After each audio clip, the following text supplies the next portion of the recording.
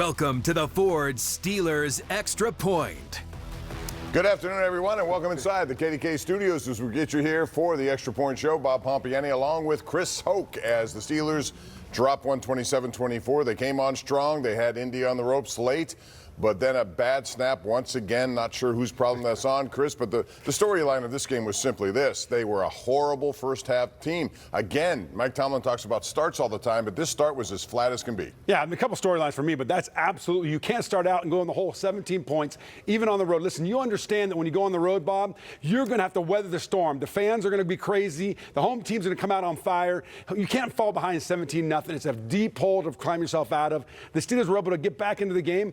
But here's the thing, 2 turnovers makes it almost impossible. Yeah, when you're out 17 points, you got to keep digging and digging. They put themselves in a position, but all it takes is one bad play. But those first 2 drives, I mean, a touchdown drive, there were 4 plays over 10 yards. The second time they get it back, they go 86 yards. And it was just too easy. There was no resistance by the defense in this one. And, too, it just looked to me like they came out ready to play against the run and weren't worried about Anthony Richardson throwing the football. Well, throwing the football he did. He had a big 42-yard pass, I believe, on the very first play of the game, and he was precision-like in throwing the football until he got hurt on that second drive. And Joe Flacco threw the ball well too. So I don't think the Steelers were prepared for that. They were more prepared to shutting down the run, and they didn't think that Richardson could do that to them. No, we have a lot coming up. We're going to have Mike Tomlin's press conference. We're going to have player interviews, and then a little later we'll take your phone calls, as we always do, on a special edition of the Ireland Contracting Nightly Sports Call. 412-575-2600 will be that number. I thought Justin Fields, you could tell he's learning every week, and he had a good punch back today. He really did. I thought you saw in the second half what he's capable of doing, making some decisive passes, putting the ball on the money, using his legs, whatever the case may be. I liked what I saw from him in the second half. Again, the first half, I thought it was just a case of the defense not starting quickly enough. You can't allow that team. You know what Anthony Richardson is going to do. And, when Flacco came in, I think a lot of people said, okay, is it Joe Flacco from last year or now? He still can throw the ball if given time. I was really encouraged with Fields' play. Yeah, I mean, he didn't come out on fire in the first half. Second half, he played every way you wanted him to play. Even after that fumble, we'll talk more in the show. I don't fault him for that. Yeah, it happened, but it happens all the time to running backs when they're trying to break and make a play. But when you see after that, he was on fire. He was making good decisions. He was throwing the ball very, very well. And even in the first half, Bob, he came out. He was under pressure the whole time. The offensive line and defensive line got beat up in the first half. They couldn't hold point on offense. They couldn't get penetration on defense, and that's what put him on his heels. But as the team settled in, he started to throw the ball around. They had a great drive, some great throws before George Pickens fumbled the ball there late in the second quarter. I mean, there's some things here to show me that Justin Fields, he didn't make the big mistake, Bob. He is a guy that I believe the Steelers can really rely on moving forward. Yeah, I think you saw the growth and the confidence as this game went on, but the bottom line is the damage was done early in this game. And I was just a little surprised the Steelers could not run the ball more effectively against a team that gave up 261 yards to the Packers and came in dead last in the NFL in that department. They had injuries, and yet the Steelers did not run well. No, they didn't. Listen, the Colts were very, very inspired, and they were prepared. They came in and had a great game plan to shut down the run. They attacked the left side of the line of scrimmage. Let's be honest, they attacked McCormick. They attacked, the right side of the line of scrimmage. They attacked McCormick. They attacked Broderick Jones, and that's where they found the weakness at times. But then the Steelers' offensive line settled in this game. And offensively, they went after that left side. They went after Nick Herbig a little bit in the run game. Herbig got hurt, and so that's kind of where they found that soft spot.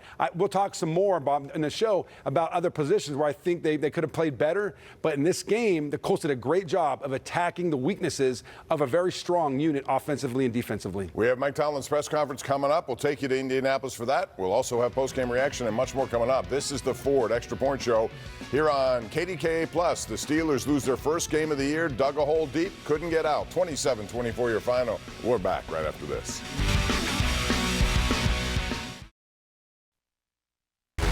Welcome back to the Ford Steelers Extra Point. The Ford F-150 is the official truck of the Pittsburgh Steelers and the best-selling truck in Pittsburgh.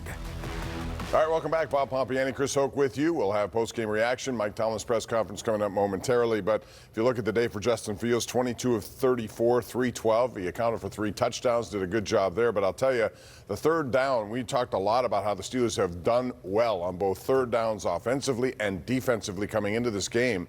Didn't make sense today. They gave up a ton of third down conversions on the touchdown pass to Ogletree from Flacco in that one drive after they cut it to 17-10. It were 3 third down. Yeah. One was 3rd and 10, 3rd and 7, and 3rd and 10 for the score. So, the defense has got to come up with a play there and limit the damage. There's no question. Listen, the Steelers coming into this game were 21.9% on third down, number 1 in the NFL. In this game, the Colts were 8 for 15. That's over 50%. And so that was the difference in this game. And the Steelers, the reason why they dominated in the time of possession, why they dominated games is because of that third down defense. In this game, they didn't have it. Joe Flacco did a heck of a job of throwing nice, quick slants on rhythm, throwing comebacks quickly, even behind the chains, and his receivers did a good job of getting across the line to gain in those positions. And the Steelers missed tackles. Sometimes they took advantage of Peyton Wilson on a receiver. They did a good job of really taking advantage of the Steelers' defense and attacking the weakness like I talked about. All right, Mike Tomlin is at the podium right now, so we're going to take you to Indianapolis, hear what he has to say. I thought they really brought it, particularly at the beginning of the game. But the beginning of the games don't really kind of define games. It's just the beginning. I thought we had plenty of opportunities. I appreciate the fight of our group. I just told them that. But not that I'm congratulating them for it. Fight is required in this business. But I am acknowledging it, and it is appreciated. But beyond that, the real tangible reasons why we lost this game, man, it's on us. We were sloppy in a lot of ways, man. You just don't win football games versus motivated groups in their venue playing the way that we played today in certain instances. There's a lot to maybe talk about. I'll talk about it later the next time we get together. But just on the surface level, you can look at the turnover game as a reason why we were unsuccessful today. I think we were +4 or so coming into this game. It had been a silver bullet in our pocket, if you will. But today we dropped interception opportunities. We had a fumble on the ground defensively that we did not get on, and then we turned the ball over offensively one time in the red zone. And so you can look no further than some of those instances, but obviously there's more to comb over. We were just generally not as sharp as we need to be in order to function with the level of fluidity that allows comfortable victory to take place. So we'll learn from it. We'll learn, obviously, with an L, and that's a component of this business that we have to absorb, and we will. From an injury standpoint, James Daniels is being evaluated with an ankle. C. Patterson, same thing, ankle. We had some bumps and bruises along the way, but that's the nature of this thing. It didn't determine the outcome of this game. The quality of our play or the lack thereof did, and I own that. We own that. Questions? Do you know what happened on that bad snap? I do not. I hadn't had a chance to talk to any of the parties involved to this point. Would you at least heighten, by the way, your offense and Fields kept responding to their scoring? As I mentioned, I'm appreciative of the fight, but I'm not congratulating them for it. That's the business that we're in. Mike, what made it difficult to get off the field on third down? I thought they had some nice things going with downs, in particular, some option routes. I thought, in particular, I thought we got comfortable there in the third quarter. When you work all week to defend Richardson and then you get Flacco, it's a little bit different, and it probably took us a little too long to adapt and adjust in some areas. How did you think Justin played? Again, I appreciate his fight, but he and we were a little bit sloppy at times, too sloppy to comfortably secure victory. Why did you use the timeout on the last drive? Why didn't I? I just wanted to hold it in my hip pocket. Sometimes working at pace is advantage for an offense. It doesn't give the defense an opportunity to get specialized people in the game, to ponder calls and get imperfect calls. And, I was comfortable working at pace, and I just wanted to keep it in our hip pocket in case we converted and got down the field. Mike, what's the advantage of shotgun on 4th and inches and 4th and 1? You know, everybody plays in shotgun and pistol football these days, man. Some of these guys get to the NFL level and they've never taken a snap from center with their hands under. It's just kind of a function of today's ball. You got a lot of things at your disposal. I don't think your running game is minimized in any way. There's too many teams that run the ball extremely well out of that posture. The Baltimore Ravens, for example. I think it's a moot point in today's game. Like you said, you were sloppy, but why do you think you guys got off to such a slow start? You know, I think a component of it is just giving credit to them, and that's why I opened this press conference the way that I did, acknowledging how they came out of the locker room. You guys, you started in nickel, I think, the first couple of series. You stayed in it, and they were hurt. What were they doing to take advantage of that? You know, the first series, they had some design quarterback runs, and that's 11-on-11 football. If you got a free safety in the middle of the field, they got numbers on you. And so there's, you know, again, there were things that happened at the early stages of the game that are really insignificant in terms of the outcome of the game. Starts are just that, starts. I thought the significant component of the outcome of the game is obviously the turnover game and some of the self-inflicted wounds that we had. When you get off to a slow start like that and they're off to a hot start getting up 17-0, did you guys consider something like up-tempo or something to get the... We didn't think time was of the essence. We felt comfortable with our ability to get back in the game. First, we had to stop kicking our own butt, and so that's got nothing to do with pace and things of that nature. That's just execution-oriented. Did you ponder Blitz and Flacco more in the second half once you knew? No, we didn't feel like thinning out our coverage was appropriate. Flacco is a much more proficient passer than Richardson, and so blitzing doesn't necessarily help you. A veteran guy makes quick and prudent decisions. Didn't feel good. And obviously, we got experience competing against Joe Flacco. Anyone else? All right. Appreciate it. All right, that's Mike Tomlin leaving the podium in Indianapolis following the first loss of the year. A couple things that we could talk about what he said. Number one, the 4th and 1 in shotgun. I think all of us who were watching that saying, why shotgun at that point? Yeah. Keep in mind, it was 14-0 at the time. Indianapolis led. The Steelers trying to get something going. That 4th down stop allowed Indy to get 3 more points, which is significant. Sure. And then the other thing is slow starts. He said that doesn't necessarily define a game. It may not, but it certainly does. No, it's part of the narrative of the story. It's a big part of it. These slow starts, I can say, in each of these games. Would you say 4 starts, 4 games have been slow? Yeah, they did not come out fast against any of these. Well, listen, and sometimes you come out on the road and you expect to kind of have to weather the storm and come out and fight. But falling down is 17-0. I mean, that's a big part of the story. That's a big part of the narrative, and that's part of the definition. That doesn't define you, but it's part of the definition. So, yeah, I mean, absolutely, it's hard to come out of that hole. But he's right. I mean, the turnovers, the sloppy play, those turnovers were huge, right? And they were not forced penalties. Those penalties were sloppy. I mean, George Pickens having the ball way out here rather than having it tucked away. Justin Fields just trying to make something happen. Should have stayed down, right? But he tried to get up and he got poked out. Those things are what you can consider sloppy. But I agree with Coach Tomlin in the fact that in this game, Bob, I mean, the reality is that if they avoided those takeaways, they probably win. Yeah, but they're part of the game, and when they're unforced, they're even more hurtful. Like I said, the Fields one, I understand, he's trying to make something happen. He maybe shouldn't have done that, just dropped on the ball. But Pickens was strictly sloppy. You can't do that, especially as deep as they were into enemy territory there. Now let's take a look at the scoring summary for this game. I'm sure you all saw it. Again, it started badly for the Steelers. Right off the bat, they moved right down the field.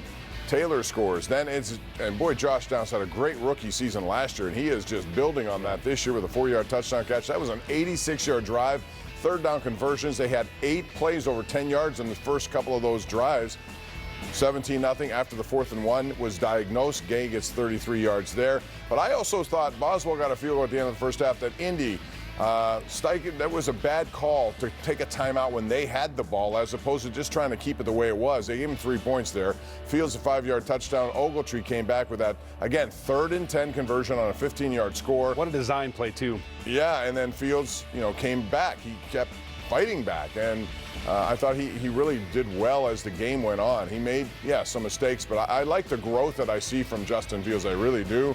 And then the last one, of course, the Freiermuth situation. But the play that defined that afterwards was the snap that went right into Fields' hands or chest. And again, I'm going to ask you, we don't know how that.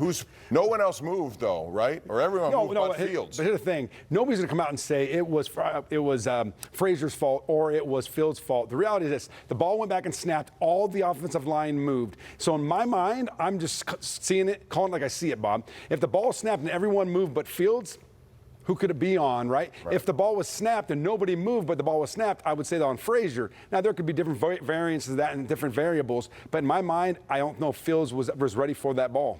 I can tell you this, at the beginning of the game, Indianapolis was ready to play some physical football, and they did control every line of scrimmage in that first quarter and a half for sure against the Steelers before they settled in and tried to dig out from the 17-0 hole. In the meantime, there are a lot of other games we're going to get into around the NFL, specifically AFC North coming up, because it impacts what the Steelers are doing, who now come home to play the Dallas Cowboys on a Sunday night game. So let's look at the quarterback comparison. When Anthony Richardson went out of this game, I thought, maybe that is not the best thing. You'd want him to keep in because he's been throwing a lot of interceptions. Well, today, Joe Flacco came in and was very precise, as Mike Tomlin said there. And sometimes you wonder about that. I still don't understand why Joe Flacco didn't end up back in Cleveland. He's a better option. But you see Fields. I think those are impressive numbers. You add the rushing numbers in.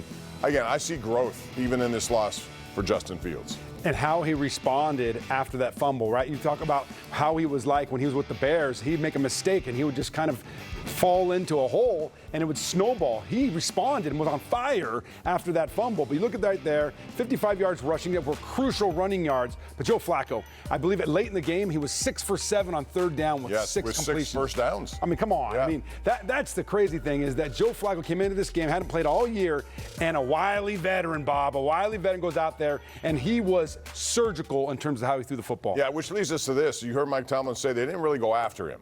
So that leads to this conversation. They did at times. The great thing about football is you can have these conversations now, and this is how you break things down strategically. A lot of people would say, go after Flacco. He can't move. You saw him trying to get away from the one, which I thought may have been a grounding call. They didn't call it. He was outside the tackle box, but he couldn't move. I sometimes think, like old Peyton Manning. I sometimes think when you have a guy who can't move, you're going to come after him a little. But you're right. The downside is he can pick you apart. And he can get rid of the ball really, really quick. So you got to kind of mix it up and pick your poison, right? Do we want to blitz and open ourselves up? Those quick slants that he was hitting them in stride and with green grass in front of them, Bob. And so that was the thing that they had to take their risk on. Were we going to blitz them and open us up to man coverage with guys losing their leverage, or are we going to blitz them? Are we going to sit back and make him sit in that pocket and find an opening?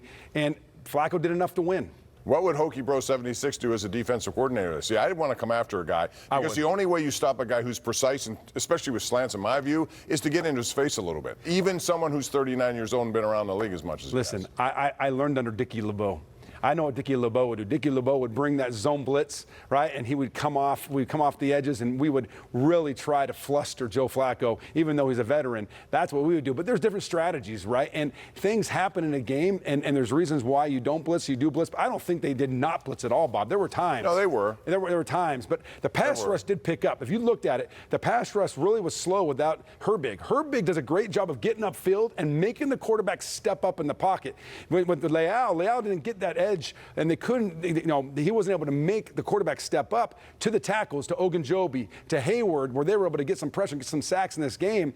And the Colts were not going to let T.J. Watt impact this game the way that they blocked him. So Herbig, when he was in the game, that's when you start to see the sacks pick up in the second half. The way they held T.J. Watt quite a bit, too, and a lot of those aren't called all the time, but I think the officials are having a hard time these days. I'm going to go back to, we talk about slow starts. Part of that was, of course, getting off the field, which they couldn't do. But when the Steelers had their first possession of this game, there was an interesting situation. It was 2nd and 13.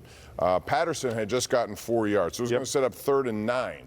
But on that same play, Broderick Jones came in and tried to get a potential tackler away from Patterson, and he ended up going blindside into his back, and he was called for a penalty, which I think is a right call there.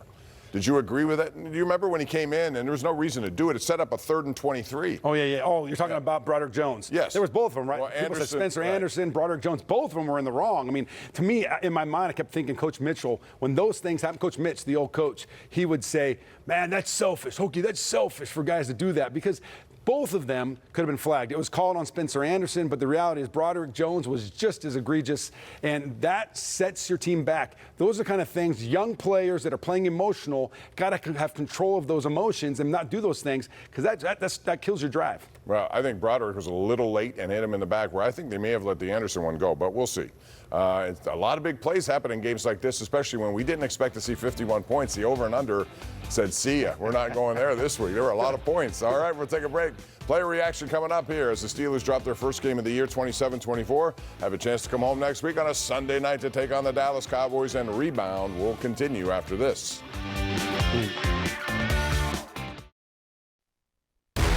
Welcome back to the Ford Steelers Extra Point. All right, welcome back. It's now time for the McClellan's Contracting and Roofing final stats of this game. And it was really lopsided early. The Steelers really did fight their way back into this. There were some mistakes for sure, but if you look at the overall yardage, the Steelers came on strong after they were down 17-0. From that point on, I thought they were the much better football team, and if this game had a few more minutes left into it, who knows what it could happen. Yeah, some big penalties too there, Bob, right? I mean, 6 for 53. They did really well last week, limited those penalties. These were some big crucial penalties that led to first downs and moved the ball. But to me, the big number here is on that third down. I mean, look at Colts. 8 for 15 on third down. Coming into this game, they were 26 in the NFL. They were 53%. The Steelers were 21.9% coming into this game, number one in the NFL. That was the difference. They were sustained drives, and you have to give it to Joe Flacco. Yeah. I mean, just cutting up that Steelers defense. That's why when Anthony Richardson went out of the game, I thought maybe that's the worst thing for the Steelers. Yeah. Because if you keep him in the game, I mean, I thought he should have slid. He took a hit for that on his hip.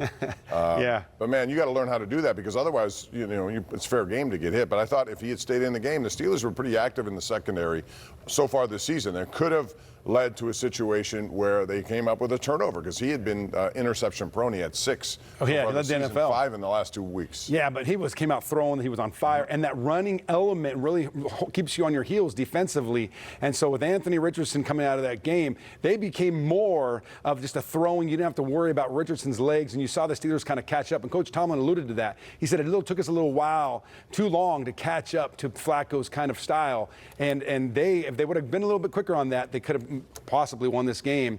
But it was those legs of Richardson early that kept the Steelers defense on their heels. Yeah, a big guy to try to contain, no doubt. Pat Freiermuth had a touchdown today, and it was his first in 12 games. So for him, a big opportunity to get in the end zone. Did a good job balancing. Don't let his legs or elbow hit before he crossed the goal line. He spoke after the game. Let's hear from him. It's frustrating for sure. We harped on that in practice this week, try to get it corrected, but we got to try something else to make it work, that we start faster. You can see what we do later in the games. We just got to execute that quicker in games. Why do you think you guys couldn't get that run game going today? Obviously the injury to JD hurt, but they're doing some things schematically that trying to stop the run. Credit to them, but we got to be able to adapt on the run and be able to fix it on the sideline and adjust from there. What do you think is behind those slow starts, and especially this week it was an emphasis and it still was a slow start? Yeah, I wish I could tell you so we could figure it out, but I don't know. Every option is available for us, and we have to look at ourselves and figure it out this week. Sometimes injuries play a part in this. It seemed like every time I looked up, someone else was coming off the field. Yeah, it's part of the game. It sucks, but next man up. Did the turf field different out there? There were a lot of ankle injuries today. I think they got a new field from last year, but it is what it is. What enabled you guys to finally get it going in the second half? With nothing to lose. Yeah, I don't know. I think we were finally executing our assignments. We just got to figure out, like I said earlier, we just got to figure out what we can do earlier in games to get the results that we got in the second half earlier in games, so we're not, put in a tough situation for the defense, and then obviously not shooting ourselves in the foot and getting down big. All right, let's talk about Pat Freiermuth in his day today. 5 catches, 57 yards, and that touchdown. As I said, it's the first in 12 games for him. He's going to be a big part of this moving forward. They have to get him the ball. And we also saw Darnell Washington in the open space. But you would not want to get in his way. He's like some sort of semi coming down the track, and you're standing in his way. How do you tackle that man? And plus, he did a little hurdle at the end of it. Did you see that 20-yard gain? He caught that ball. He stiff-armed the DB. Then he hurdled and ran over the other safety. I mean, it was a bruising kind of run. And nobody wants to tackle a guy like that, especially late in the game. Yeah, let's talk about Darnell Washington more, because I have the belief in the red zone, he's a target you don't want to ignore. He went in, a couple of routes in the end zone. I would make a point to try to get it, jump balls, whatever the case may be. He's a big man, and I don't know any defensive back that can line up to him. I think they're just getting started. This offense is starting to evolve and going twice. I mean, how many times did you see him catch the ball in the open field up to this game? I don't know of any. And 2 times in this game they threw him the football. You will see the ball in his hands more often, especially in the red zone, because of the large target is. But look at that hurdle right there, Bob. I mean, it's incredible that a guy who's 6'7", however much he weighs, can hurdle a guy like that. That's the kind of guy you want to have, because he can block as well. And so this is really a big upgrade for this offense if they can get him involved in the passing game. All right, let's talk about officiating, because it's always under microscope. There's some interesting calls in this game. First, there was a roughing the passer that was called against Indy on Justin Fields. I realize they're trying to protect quarterbacks. I realize they're trying to do this, but that was not roughing the passer. And if you'd flipped it around, if they called that on the Steelers, people would have been irate. On top of that, well, let's start there. Give me your take on that one. Was that roughing the passer in your view? It didn't impact their drive, right? They overcame that. No, I'm not talking about that. Just the call But it was itself. a bad call. It was a bad call. And for them, I think it really could have hurt the momentum, because they were on fire. The momentum was in their favor. They were riding that wave. And then they come in defensively, and they get on a 3rd down. They hit Justin Fields and take him down. Everything was a boom, boom play. But the NFL, the refs are going to make calls, because it's all about protecting the quarterback. It's about protecting defensive players. That's why the one you're going to next, Bob, is Minka's hit there late in the game. And it was, again, protecting a defenseless player. But, and when I understand that, but he is trying to slow up. He is not, if Minka wanted to, he has to assume that there's going to be a catch on that play. Yeah. And so he cannot stop and let the catch happen. He's trying to knock the ball loose. He can't stop mid. There's no question. I'm a defensive guy. I hate that call. But if I can take the other side of this and say, listen, how can you call that one on Justin Fields? This guy's coming in. Everything's all bunched up. It's not an open. But he held up. He didn't go through with it. But Minka came through. It's happened so fast. Even though he held up, it was a boom, boom play. I agree with you. I'm a defensive guy. I'm just taking the other side of the refs and saying he hit him and it went shoulder, but it didn't make contact with his head. He's defenseless, whatever. But I don't like it. But the reality is those are judgment calls that you've got to live with. And as an NFL player, they'll always tell you this. You've got to overcome those calls, right? You have to overcome bad calls in a game. And the Steelers did in this game. But that hurt them because they went down to score. Yeah, the Steelers' offensive line has been in flux. And an injury, as you know, at the beginning of the season to Nate Herbig, who is out for the year. Then you had Sayamalu, who's still not back. That forced Spencer Anderson over there. They also, Mason McCormick gets in the game because of injury to James Daniels, who has an ankle. One guy who's been very reliable here is Dan Moore. A lot of people want to see him lose his job, but he keeps on doing it. Let's hear from Dan Moore after the game. Disappointing or maybe frustrating is it that you guys get off to another slow start here again today offensively? Yeah, I mean, it's extremely, disappointing. We put emphasis on starting fast, especially this week. It kind of goes back to things we talk about in team development, not shooting ourselves in the foot, pre-snap penalties, just the details. But I think we got a great opportunity next week. Credit to them. They did a really good job on defense. But I think a lot of the stuff that we did wrong, or the mistakes that we made, were all self-inflicted. And like I said, we just got to come back and bounce back from it. Why do you think you couldn't get the run game going here today? Maybe some of the injuries and some of the movement of people in the lineup? Nah, you can't make excuses for it. If we're going to be a run-first offense, no matter who's in the game, it can't be any drop-off. We got to execute better, and it's that simple. What did you guys do maybe different, just playing with nothing to lose there late to kind of get back into this game? Yeah, we put emphasis on fight. Extremely proud of this team for fighting it the way we did. It was honestly nothing that we did differently. I think execution just came in a little bit better. But like stated earlier, we just got to start faster. Does it make it even tougher when you guys don't start fast and they jump out to a 17-point lead and now you're in a different mode of trying to come back? Yeah, you never want to be down 2 scores or more in a football game, especially in the first half or at any point in the game. It's hurting your defense, and obviously as an offense, we got to put drives together and keep our defense fresh. So you never want to put yourself in a position like that. But at the same time, extremely proud of the way this team fought and came back from that. So if you just pick up a newspaper, an iPad tomorrow, and you start looking at stats, you'll see the Steelers average 4.2 yards per rush. However, that is very deceiving to me because this is the worst run defense in the NFL. They got gouged in back-to-back weeks, and 55 of their 112 yards came from Justin Fields. So why couldn't they run the ball today? I know the offensive line is kind of in shambles in terms of moving people around. Aside from that. Well, listen, here's the reality. They were able to beat us at the point of attack. We're used to seeing some movement, the defense getting knocked off the ball. The Colts came to play, and they knocked our linemen, or they at least a stalemate, and they would knock them back, and they did a good job of defeating blocks. And the reality is this: when Cordell Patterson had success, he would cut back. He would take the ball to maybe not the defined hole, and that's why he was able to catch these Colts at times and get on that one drive, Bob. He had a big drive there where he had, before he got hurt, 46 yards rushing in one drive. Yep. And the reality is that he was able to take it frontside and cut it back and hit a different hole. Najee Harris, that's one of his weaknesses. He doesn't have the ability to put his foot in the ground and take it to another place. He has to hit the hole. So if it collapses, he's tough. It's tough. They were down to Shampling, and because Patterson was out, Jalen Warren's out, so the cupboard is pretty bare back there. Coming up, you're going to hear from Justin Fields. You're going to hear from Minkah Fitzpatrick, and we got other interviews as well as we continue right here with the Ford postgame show. As you look at the Peyton Manning statue out there in Indianapolis, the Colts come away winners. That's back-to-back home wins for them, 27-24. Your final back right after this. Welcome back to the Ford Steelers Extra Point. All right, welcome back. We continue. Bob Pompeani and Chris Hoke with you until 6 o'clock here on KDKA+. Najee Harris did not have the kind of numbers you would expect from someone who has the ball a lot, but they kind of stopped him. He didn't have a lot of opportunities with the holes that weren't there. Let's hear what he had to say after this game. Steelers lose by 3 in Indianapolis. Well, how important is it to get going on first down? I mean, what you saying? Like, we needed a first down on every first play? I mean, like, getting 4 yards is a efficient first. Right. So I guess making the second down shorter than first. So I guess it's important. What's keeping you guys from starting faster on offense? I don't know. We got to execute on our behalf. I mean, they're gonna come out there on certain defenses to stop the run. We know that. We just got to execute it.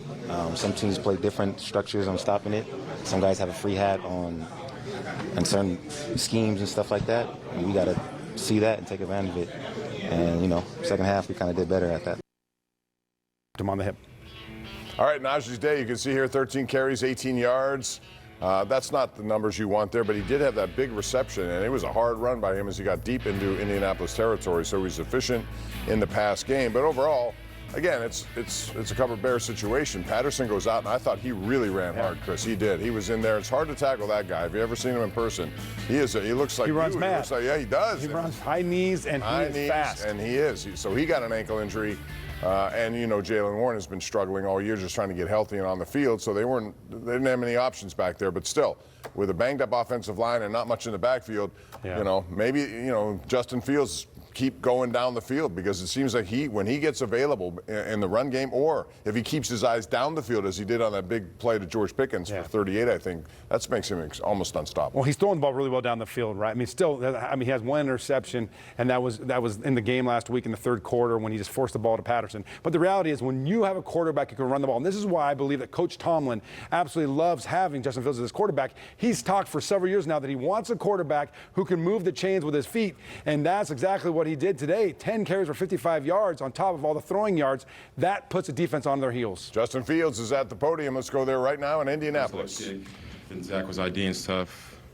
I felt the DBs rotating and changing the back end picture. So when he was IDing stuff, telling the O-line where to go, I was just trying to get that final picture before the snap came. So at the end of the day, it's on the first leg kick. So after I kicked my leg up, I got to be ready for the ball, no matter when it's going to come or not. So it's on me.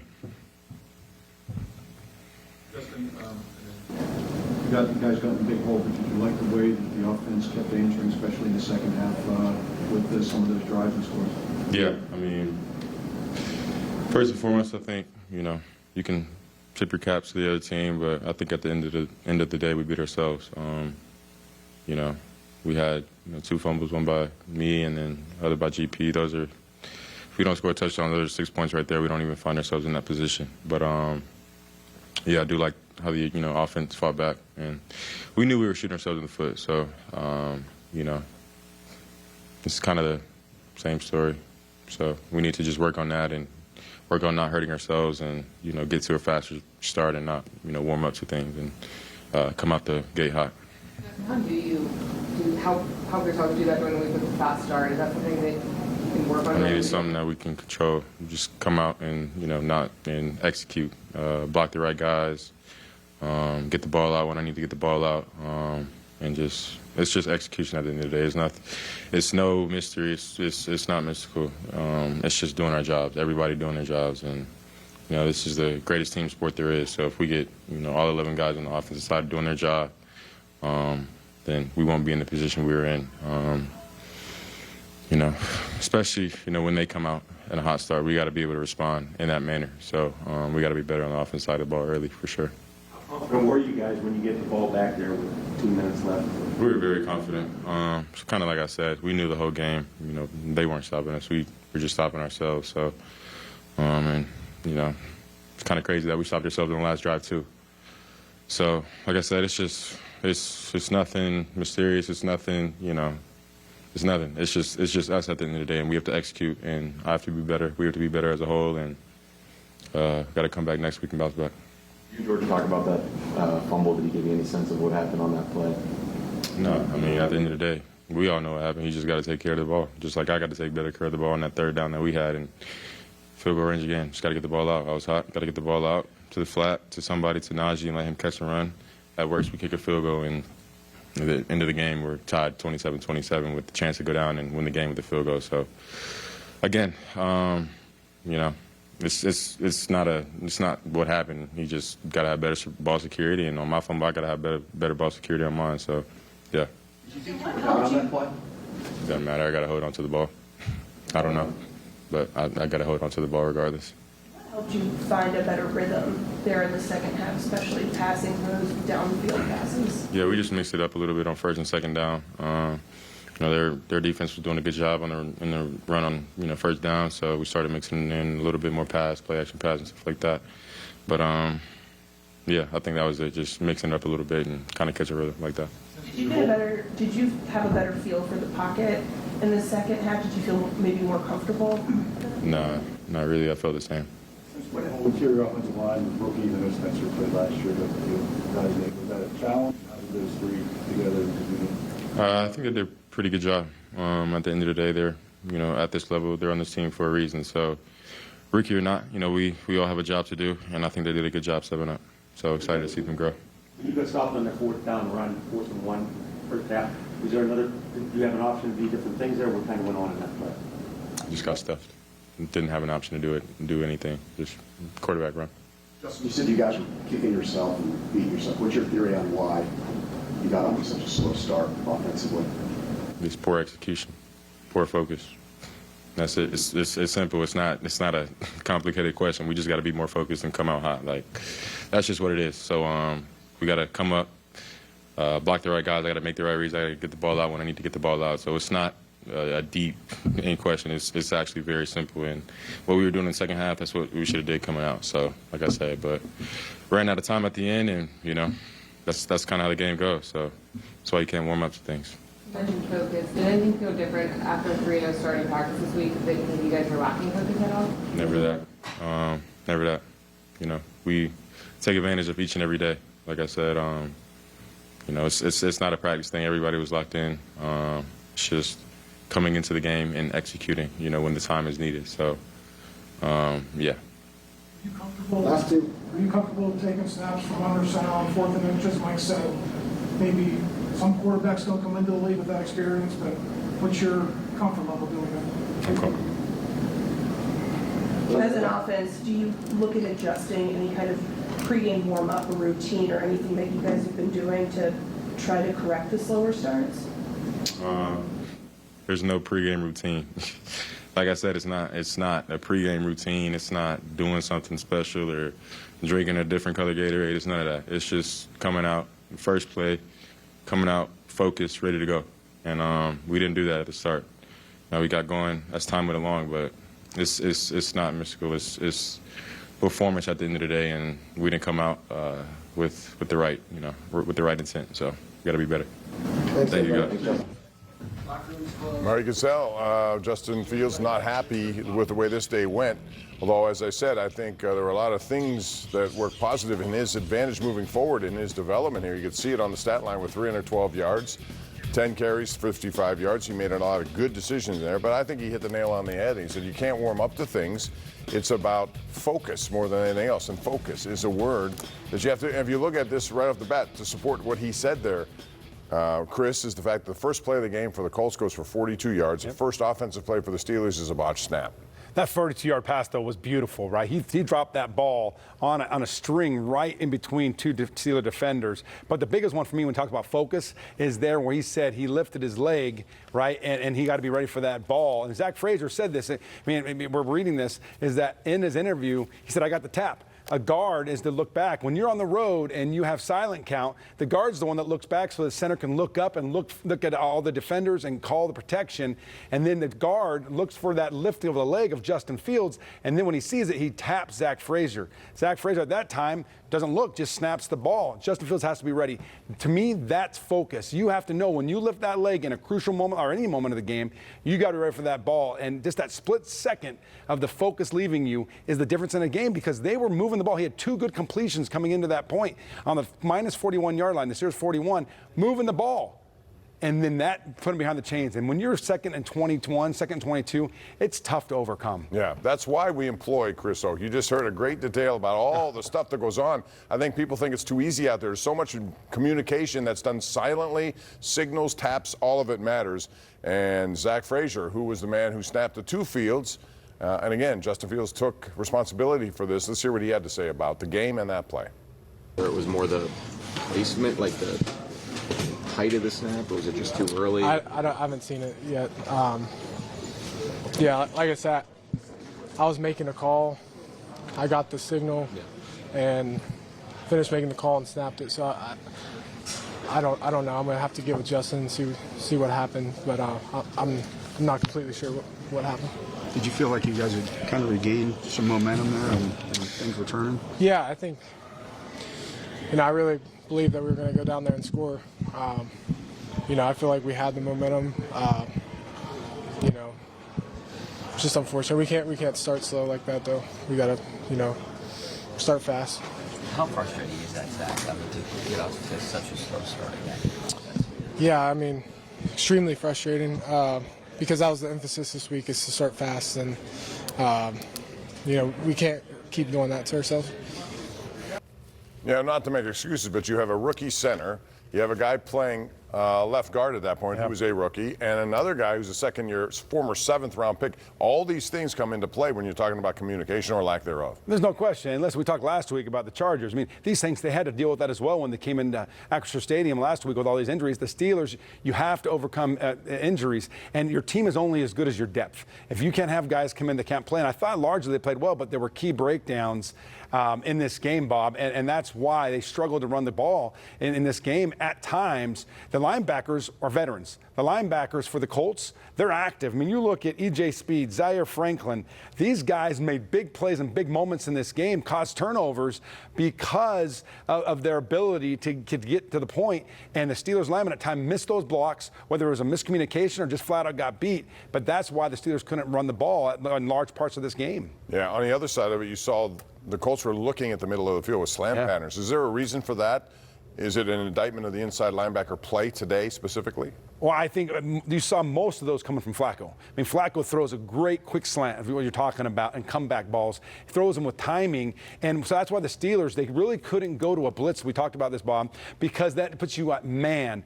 And he is so good. And if you're at man and your back's to the quarterback or you're just running and you lose any leverage and he hits them in stride, that ball's going to go for a big gain. And so they wanted to get back and have the ball in front of them and be able to not get beat on those quick slants. And that's why it was a chess match for the Steelers defense and for Joe Flacco-led Colts offense. Yeah, and you're right. But the problem with that is on that one drive, 3rd and 10, 3rd and 7, 3rd and 6, all were in that range where you're trying to protect against the first down. But you got to make tackles. But you got to make tackles. That's the other part of it. They missed tackles. We talked about that. Right. Dante Jackson, right? Dante Jackson, 3rd and 7. Josh Downs. He had Downs down, and he missed the tackle. And that's the difference, right? The coach can call a defense and you can go out and execute, but you've got to execute the play. You've got to make the play, right? It's like a quarterback, like a coach calling an off basketball play, getting you to the layup, and you miss the layup, right? The coach is going to call the defense, you execute, but when you get to the play, make the play, and he missed the tackle, and that was a big first down. I think they went for 25 yards on that play. Yeah, it just kept the drive alive, too. Could have been fourth down and changes the complexion. Coming up, we're going to hear from Cam Hayward,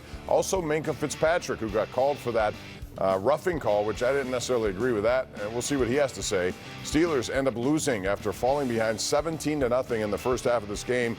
Valiant comeback, falls short, 27-24. We're back with more of the Ford Extra Point right here on KDKA+.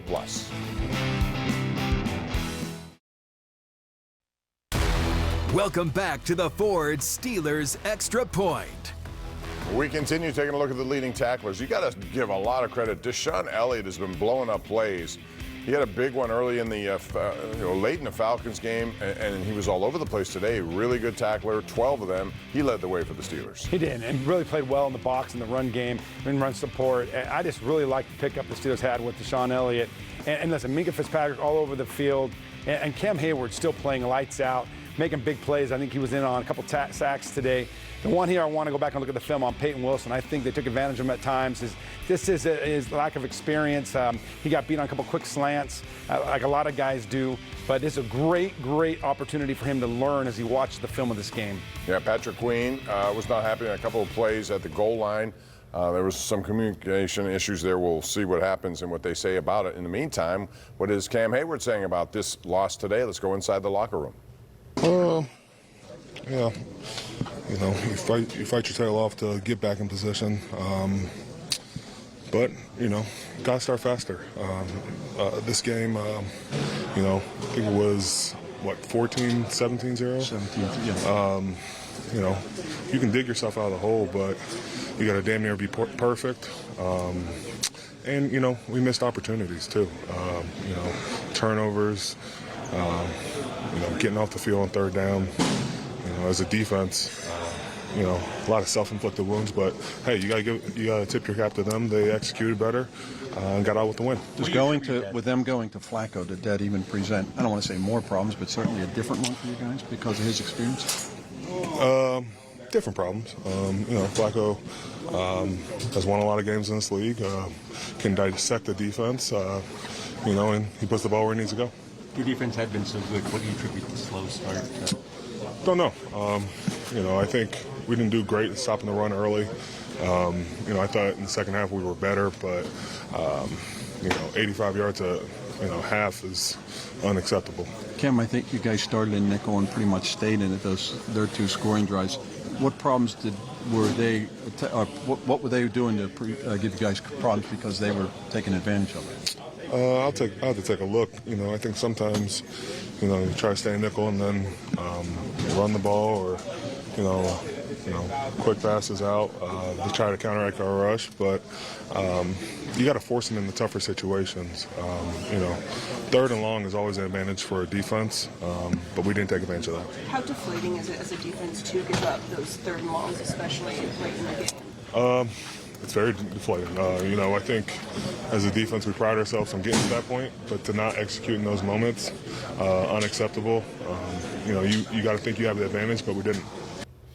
I think Cam Hayward, on these numbers, you can see got credit for a sack. And originally the announcers were talking about it was Nick Herbig, but it was actually Hayward who got to him first, and Ogunjobi was down low, so it was sort of a jump-on sack by everyone. He gets credit for it. I thought he was very good, and I think so far in 4 games he's been very consistent. Very consistent. He's showing that he is worth the money that he got paid. And the reality is everybody's talking about this. We've got Quentin Nelson and Cam Hayward going at it. I think Cameron did a heck of a job here with those tackles and tackle for loss and sack and 3 QB hits. And it's interesting in this game, Bob, because, you talk about the pass rush. Right? We talk about why didn't they blitz into the game? Why did they go to 4-man rush? We were talking the first 2-3 weeks of the season that the Steelers didn't need to blitz, right? Because they had 4 guys that could rush the passer and get after the quarterback. And that's the difference for the Steelers defense. If they can't get after the quarterback, and sack. Last week against the Chargers, they were down 10-7 at halftime.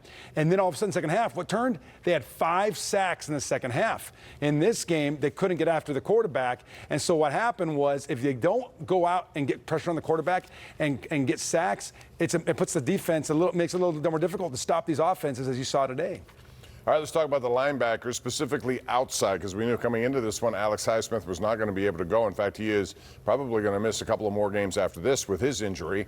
Nick Herbig got the start today, and you can see when you play a lot more, maybe the impact goes downward. You know, he had a tackle for loss, which is great, but I think largely they did a really good job silencing the Steelers' edge rushers in this game to the point where Drew Ogletree got a touchdown reception, and he kind of chipped and helped Watt stay away, and then ended up wide open in the middle of the field. Well, we know exactly what they're doing with Watt, right? It was pointed out. They're going to widen him out. They're going to have a tight end chip, like you said, and then come out and make it easier for the tackle.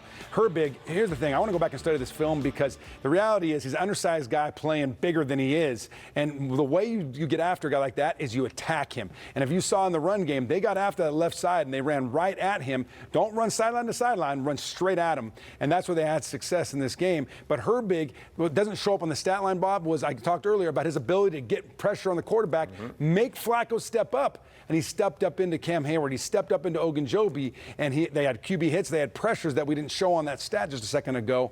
And so Herbig had played a big role in those moments. Yeah, he did. And, I mean, he's a young kid, second year in the league, and he still shows you a lot of promise at the edge position. Let's talk about Minkah Fitzpatrick. In fact, before we do, let's hear what number 39 said after the game today. I think it was more what we didn't do. We knew exactly what they were going to come out there and try and do, get chunks. They weren't going to try and drive down the field and dink and dunk. We had opportunities to make plays on the ball. We didn't make them. Would have took points off the board, swung the momentum in our way. We didn't make them, and they took advantage of that. The personal foul that you got called, were you surprised by that? And is there anything else you could have done on that? I mean, I thought we were playing football. I don't know what we're playing at this point. Very different game than what I grew up playing and what I grew up loving. Can't hit nobody hard, can't be violent. So I don't know what to say anymore. What explanation did they give you?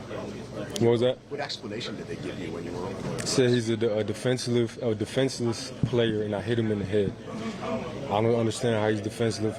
If he's going for the ball, I'm going to make a play on him or the ball. Just because he puts his arms down at the last second, it shouldn't be a penalty. Didn't hit him in the head either, but like I said, you hit people hard, and they throwing flags now. But it almost seems like momentum can almost carry you sometimes, can it? Yeah, it shouldn't matter because I have every single right to go for the ball. If I don't clean him and put my head into his head, it shouldn't be a penalty. I'm allowed to go for the ball, just like he's allowed to go for the ball. And I don't even know how we're supposed to play anymore. They played all week for a certain type of quarterback, and then Joe Flacco, the guy comes in pretty much the opposite. We had a plan. 5 is a really good quarterback. 15 is a really good quarterback, and we had a plan. Middle of the week we talked about if something happens, just in case. We had a game plan, and he went out there. They made plays, and they get paid too. So. That's a frustrated Minkah Fitzpatrick, and I agree with his frustration in the sense that penalty was called, and it's the wrong call. He has no option at that point. He's running full steam to try to break up a play, and the next thing you know, he has to pull up suddenly when the ball's not complete. And what's he supposed to do? So, Chris, they have this ability now, the officials, where they can look and listen to the people in New York who are watching. They will sometimes overturn penalties without, we saw today. There was no holding on that previous play. Why? Because they heard from people of New York. Why couldn't the people of New York look at that play? Because he didn't hit him in the head. Well, they should have. That was a bad call. I mean, I go back and look at it again during break, and it was just flat out. He was just finishing his run. He didn't lower his shoulder. He did nothing. It was more of like hitting him in the side of his upper arm.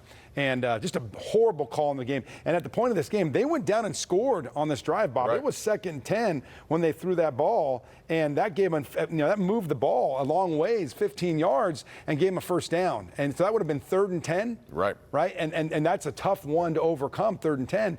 And so this was a huge moment in the game that they went up and scored points and were able to extend their lead. Yeah, and you don't like the officiating to get involved in this, but it seems like every week there's so many calls that, I'm one of these guys, I look at defensive pass interference. We get videos all the time. Already Kansas City's been on this beneficial side of 2 calls. They had a pass interference against them in a game that they won, and then one for them I think it's inconsistent. And when it's inconsistent, it's not good for the league because you don't know what you're going to get. Yeah, but it's human error again, right? And so I look at this thing, and it goes both ways. I mean, the throw that Justin Fields had, where he threw that ball, I think 38 yards to George Pickens.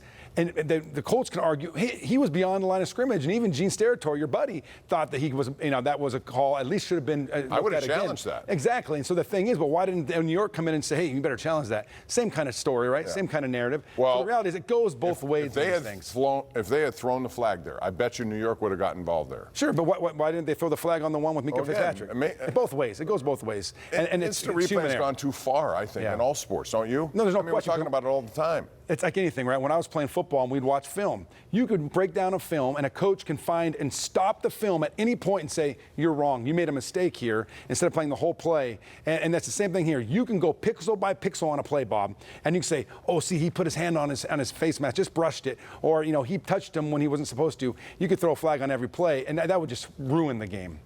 All right, Keanu Benton after the game, let's hear what he had to say. Was it more what they were doing or what you guys didn't do here early on, especially in this game? I think it's put the blame on us. I feel like the Steelers control what the Pittsburgh Steelers do, and we didn't go out there and achieve the goals that we set. You look at third downs, and I think they were 8 of 15 on third downs. You guys had trouble getting off the field. It was unlike what you guys have done the last couple of weeks. What about it? Well, what exactly happened today for that to happen? They had more third down conversions than usual. So where do you guys go from here? I think we come back in tomorrow, the next day, and continue to do what we do, and we got to go out there next week and put a W on the board. Is this one of the games where you guys kind of have to have like short-term memory type thing? Definitely. He wasn't interested in saying much, did he? And it's simple. The solution is bad start, third down conversions. That's been in the Steelers' favor the last 3 weeks. It wasn't in favor today, so they dropped the game, which means they do have an opportunity to come home and get healthy. They have some home games coming up here, and how they respond will dictate, because they got a team coming in, and all eyes will be on Sunday night next week when the Dallas Cowboys come to town, because that's a team struggling right now. They got to win the other night against the Giants, but it was anything but a masterpiece. And they can't stop the run. But the Steelers, really, neither did Indianapolis. But neither Indianapolis, and they come in this game. and we're going to see who's available. I mean, hopefully they can get Jalen back, or hopefully this ankle with Patterson's not as bad. But if you're just having Najee Harris come and run the football, you need that 1-2 punch. You need more of the thunder and lightning to mix things up. Because right now, this running game with Najee Harris, today, Bob, I'm just going to be honest. At 13 carries for 19 yards, 1.5 average, 1.4 average, it's just not enough. He's got to be able to get more yardage, especially on first down, because it makes it very difficult when you get behind the chains in a game like this. All right, now let's take a look at the Ford road ahead, because it is one that features 3 home games out of the next 4, and that would be Sunday night here in Pittsburgh against the Dallas Cowboys, then a trip to Las Vegas and the Raiders, a team which I can't figure out yet, and who knows what you're going to see on that. And then you have the Jets and Giants both back-to-back. The Jets have looked much better with Aaron Rodgers healthy, playing well. The Giants don't look like a very good football team. What do you see in those next 4? Well, I look at games that are all winnable, right? And at home, the Steelers are good at home, and they're good on the road, but today they struggle on the road. So you're going to go into a Raider hostile environment where I can see them struggling again. They should win that Cowboys game. Listen, they're going to have defensively, they're going to rebound. And they're going to rebound. The Cowboys can put up points because they can throw the ball, but the Steelers are going to give them opportunities to get after the quarterback. You're going to have a determined T.J. Watt in that game. So I see the Steelers defense rebounding in that game and taking this dub. Yeah, Sunday Night Football always seems to go well for the Steelers, and we'll see what happens next Sunday night. But what an amazing atmosphere that'll be at Acrisure Stadium. 2 iconic franchises going head-to-head. Yep. All right, we are going to take your phone calls now coming up after the break. It is a special edition of the Ireland Contracting Nightly Sports Call. 412-575-2600 is the number to call. Let's hear from you after the Steelers' first loss of the year. Thank you for joining us here for the Ford Extra Point. We appreciate it. Chris and I return right after this short timeout.